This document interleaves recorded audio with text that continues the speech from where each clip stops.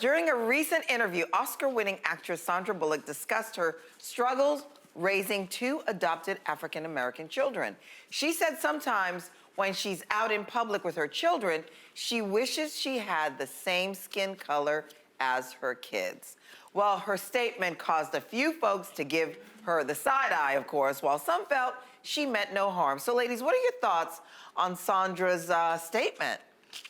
You know, I can empathize with her being a parent, especially with Black children. Yeah. And it's nice, and we all love Sandra Bullock. Yes. But girl, we don't need you feeling sorry for us. What we need is for you to talk to those people that's being biased and racist and that's looking crazy at you while you got your kids. That's what we need. And so I appreciate her statement. I understand what she's saying, but she has a lot of influence. And I think that, you know, you use that influence for good more than just saying, you know what, I wish that, you know, we had the same. No, girl, it don't matter.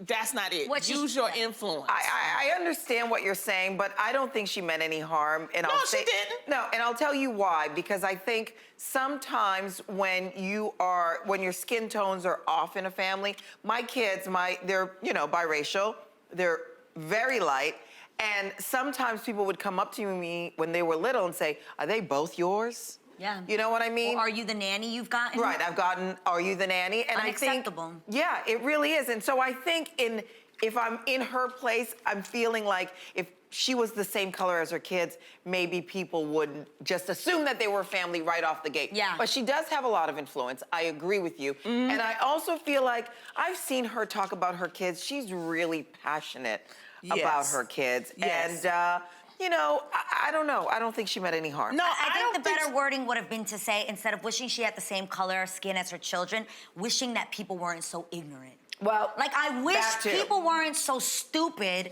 to ask stupid questions, to make stupid assumptions, to not understand that families come in all different arrays of colors and that different families have different dynamics. But I think that there's such a double-edged sword in her situation where it's one, you deal with questions. Those children are gonna have to deal with questions. If Garcelle's kids gotta deal with questions, her children are gonna deal with, why is your mom white? She's gonna have to deal with, why are your kids Black? Right. And then the other part that I wanted to get you guys' take on is that oddly cringy feeling have you ever had when hearing someone white talk about adopting a child of color? They actually have a name for it, and it's called white savior complex. Oh. Have you guys, it's a term that's used to They do describe. it for movies and stuff like that. They say that it's Interestingly enough, Sandra Bullock was in that movie. Yes, and that made me feel cringy. Blindside. It was so cringy watching that. And there's moments where you can, let me just explain what it is in case you guys haven't heard of it before. It's used to describe white people who consider themselves wonderful helpers to Black, Indigenous, and people of color, but they help sometimes for the wrong reasons, and they end up doing more hurt than help. I don't think that was the case with her. No, I don't. This is just what they defined it as, but I think that